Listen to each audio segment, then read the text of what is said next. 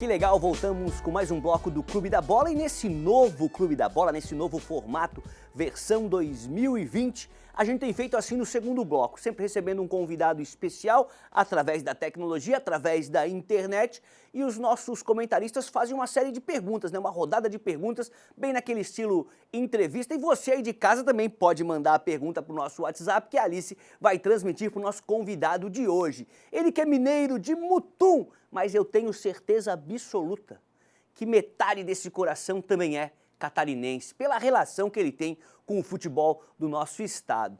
Muita honra a gente recebe hoje aqui no programa o técnico Vinícius Eutrópio. Tudo bem por aí, Vinícius? Que legal que você teve essa oportunidade, teve tempo para participar com a gente nesse sábado aqui no Clube da Bola. Seja muito bem-vindo.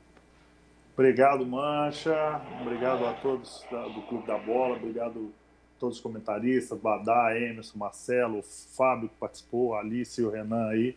E a todos que estão também participando e acompanhando o programa. É um prazer falar com vocês. O curioso caso de Vinícius Eutrópio, que ele cada vez está mais novo. Cada vez que eu vejo ele, está ficando mais novo. Fazer o seguinte, vamos abrir as perguntas com o Sérgio Badá, lá de Chapecó, time que... O Badá representa a Chapecoense, né? Fala da Chapecoense, time que você conhece muito bem. É com você, Sérgio Badá. Olá, meu amigo Vinícius Eutrópio, prazer revê-lo e conversar com um amigo que já teve boas passagens aqui pela Chapecoense, é um nome muito respeitado aqui, principalmente no meio do futebol, pelo profissional corretíssimo que é. Teve realmente passagens importantes aqui pelo nosso Verdão. Mas eu estava pensando, professor Vinícius Eutrópio, e gostaria de uma opinião de quem conhece muito, que até curso na CBF ministra para treinadores. O que é que está havendo nesta movimentação de treinadores no futebol brasileiro? Que alguns, é impressão minha, e o amigo pode falar com mais propriedade, alguns treinadores estão perdendo espaço, como o Mano Menezes, tem um, por exemplo, que é sempre muito citado, Celso Rotti, Felipão também está guardando oportunidade, tem tantos outros técnicos daquela geração um pouco mais para trás que algum tempo que não estão assim mais em evidência no mercado. O que é que está acontecendo? Esse pessoal está ficando um pouco para trás, os novos treinadores estão ocupando mais espaço, e a que se deve essa movimentação aí dos treinadores aqui do futebol brasileiro? Mas é sempre um prazer conversar com um amigo. Badá, prazer falar com você. É muito bom sempre falar com todo mundo de Chapecó. Para mim foi uma honra e continua sendo, né, uma satisfação e orgulho ter trabalhado na Chapecoense. Espero que, com todo respeito, né, a todos que estão aí, um dia eu possa voltar, porque sempre fui muito bem tratado. E digo para você uma coisa interessante, me surpreendi muito positivamente com o modo que as pessoas recebem e acolhem a todos, não só na área esportiva, mas também as pessoas de fora que vão trabalhar em Chapecó. Então eu sou meio, não gosto de falar porque, né, eu tenho um lado aí que realmente fui muito bem tratado. Bom, respondendo a sua pergunta, Badá, eu acho que é um movimento natural, né, da vida, as coisas sendo substituídas, porém o futebol ele mexe muito com emoções. Se a gente olhar, por exemplo, nos últimos anos, as tendências que iniciam dos treinadores no início do ano são tendências daquele time que foi campeão brasileiro, né? Por exemplo, o Tite foi campeão brasileiro com o Corinthians, com o futebol mais reativo, bem organizadinho. No outro ano, todo mundo começa a contratar treinadores nessa linha. Depois o Tite saiu, né? Veio o Mano Menezes com a linha muito próxima ao do Tite. Depois acho que o Corinthians foi campeão com o Fábio Carilli, que era um auxiliar fixo da casa. O que aconteceu? Todo mundo começou a contratar treinadores auxiliares para dessas primeiras oportunidades. Depois agora conseguimos, o Jorge Jesus veio e foi campeão. Uma enxurrada de treinadores estrangeiros. É a tendência do final do ano. E, obviamente, uma lei natural, né, com a CBF, como você disse, eu dou aula há 10 anos lá. É um grupo jovem de novos atletas e novos profissionais também procurando se capacitar. E isso foi importante depois do 7-1. Eu lembro que antes eu tinha que ligar para amigo meu lá em 2011, 12, pô, vem fazer o curso, cara. É importante você se capacitar. E eu, como um ex-jogador e como um treinador, pedindo aos amigos, aos companheiros que fizessem isso. Depois do 7-1, depois da obrigatoriedade de ter um certificado, né, todo mundo começou a ir aos cursos. E também me parece que os próprios dirigentes começaram a dar um valor. Eu acho que, volto a dizer, não quero ser polêmico, mas às vezes um valor excessivo, porque nada tira a qualidade de uma pessoa que é experiente, que já passou por tudo. Então, nem 8, nem 800. Eu acho que a gente tem que ficar no meio, mas, obviamente, para quem está gerenciando, para quem está hoje dirigindo o futebol, ele tem visto isso de uma forma mais taxativa. Não deixa de ser bom, porque oportuniza, né? Mas também eu acho que tem que ser o meio termo, mas concordo com você, as coisas estão mudando. E, obviamente, também nós estamos falando de grandes treinadores que têm uma faixa salarial, que têm um nível de exigência de trabalho muito grande, e não é qualquer clube que tem capacidade e condição de dar essa oportunidade para eles. Legal. De Blumenau, Emerson Luiz. Tua pergunta, Emerson. Boa tarde ao professor Eutrópio, um grande abraço para ele.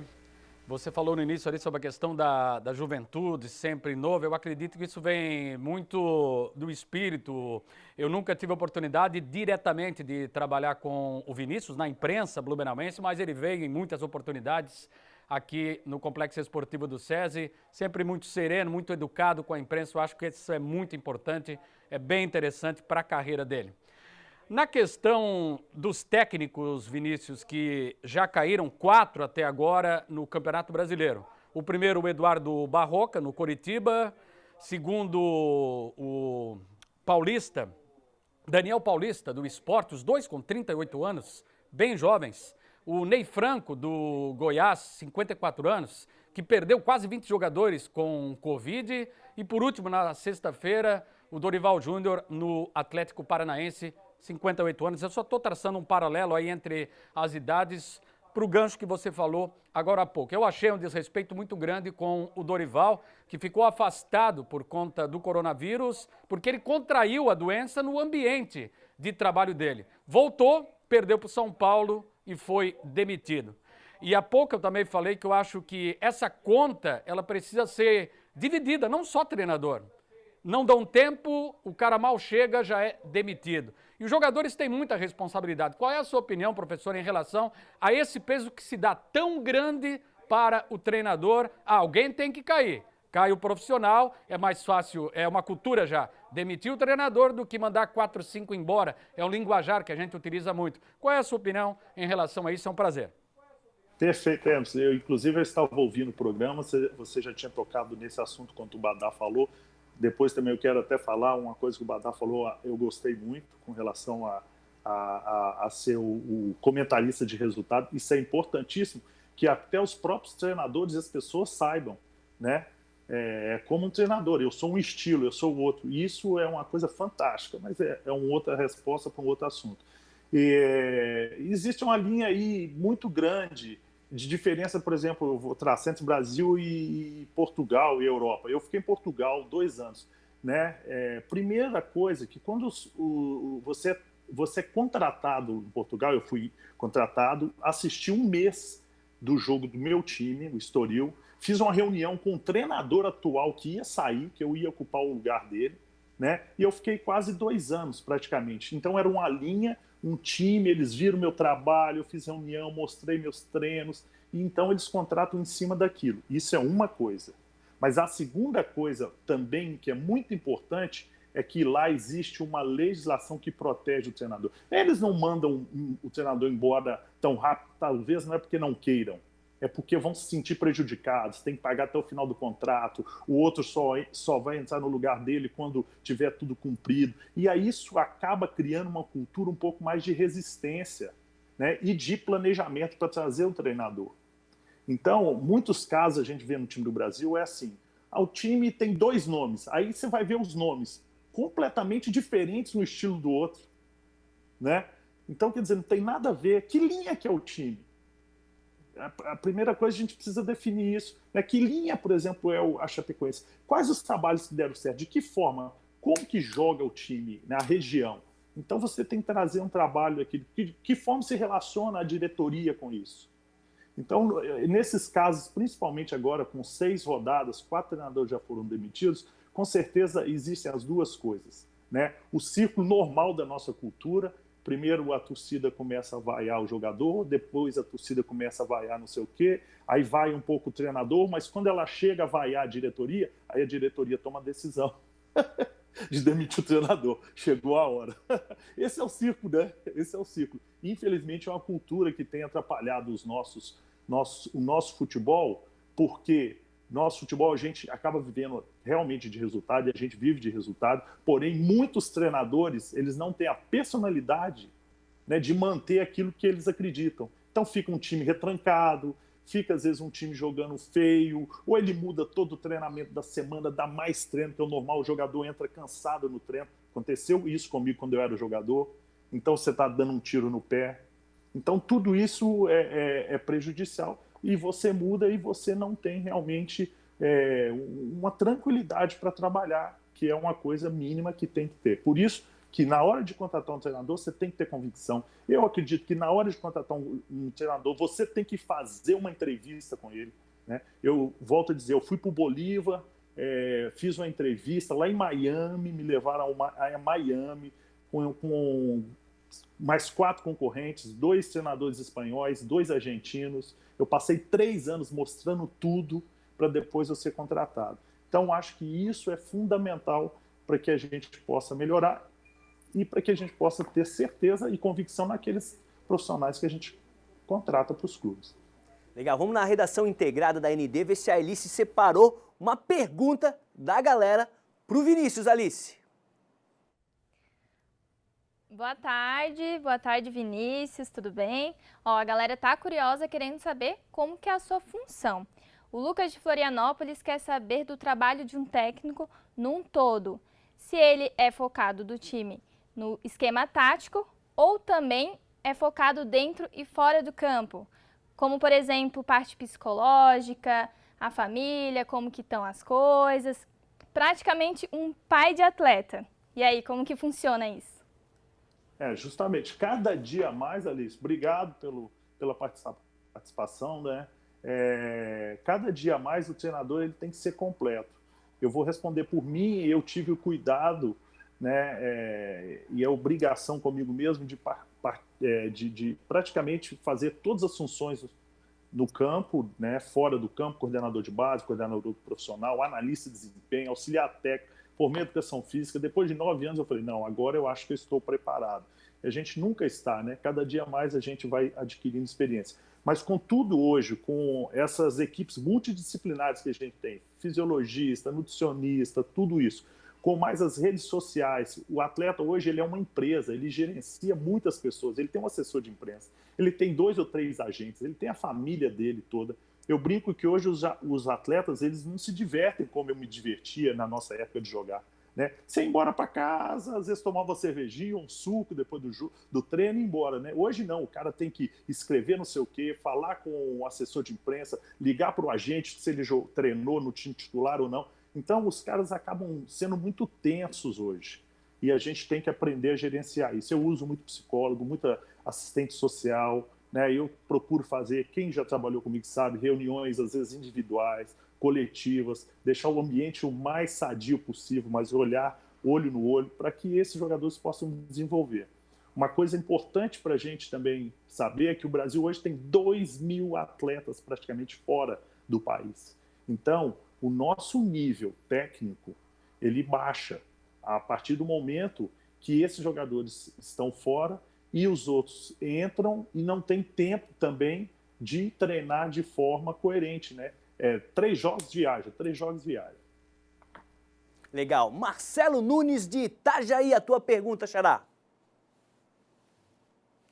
Mancha, minha pergunta para o professor Vinícius, realmente muito legal bater esse papo com ele aqui no Clube da Bola. A gente já conversou, claro, em algumas oportunidades, nas passagens dele dirigindo times aqui contra o Marcílio Dias, contra o Brusque aqui na nossa região. Mas, professor, você falava, e eu acho importante essa questão da capacitação, da preparação dos treinadores de futebol brasileiros, e é muito legal ver você à frente disso tudo. A gente percebe um movimento de treinadores europeus treinando times no Brasil, o Jorge Jesus, o Sampaoli, tivemos aí o Gesualdo no Santos também. Por que o treinador brasileiro ainda vai para o futebol europeu, por exemplo, a grandes clubes da Europa, e não consegue, digamos assim, firmar raízes por lá? Isso tende a melhorar? Pode acontecer? No futebol português a gente tem alguns exemplos por lá, mas quando a gente fala das grandes ligas, quem sabe por que não na Inglaterra, na Espanha, o que falta para o treinador brasileiro ser mais reconhecido nessas chamadas grandes ligas do futebol internacional, hein?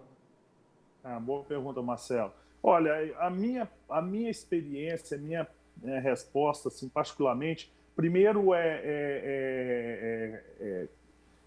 como que eu posso dizer?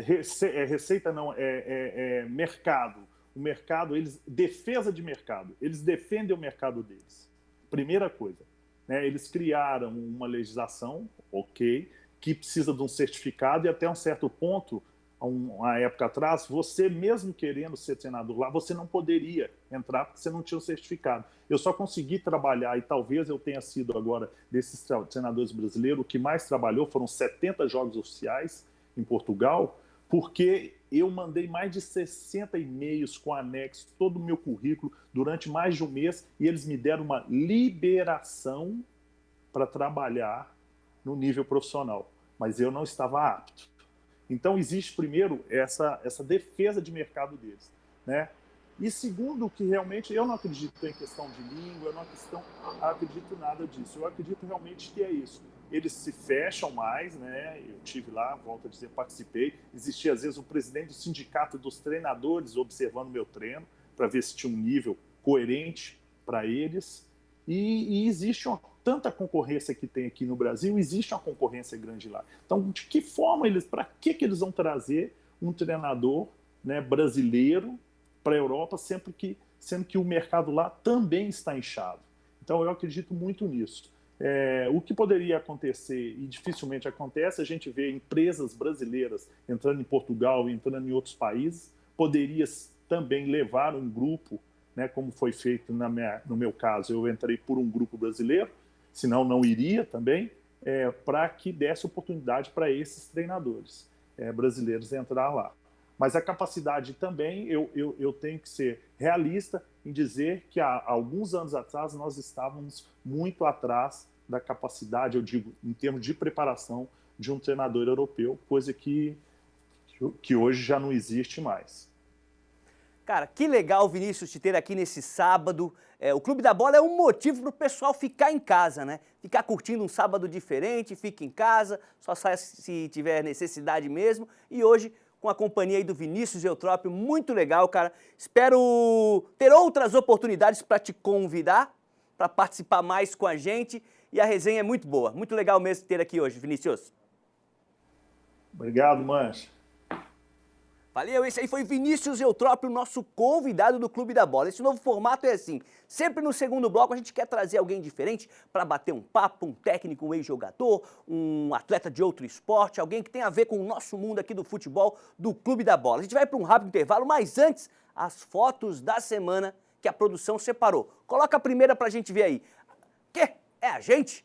A gente que tá na tela? Eu, Badá, Emerson Luiz e Marcelo Nunes. Que legal essa foto aí, hein? Gostei, gostei. Programa da semana passada, eu acho, né, que eu estava com o casaco marrom ali, com a jaqueta marrom. Que legal. Vamos para a próxima? Deixa eu ver, a próxima foto vai aparecer aí na tela. A galera que mandou pra gente. Esse aí é o Fernando. E agora me pegou ali, será que é o nome certo ali? Flávio e o filho Guilherme. O TP deu uma andadinha ali na foto. Vamos fazer o seguinte, para eu não falar errado.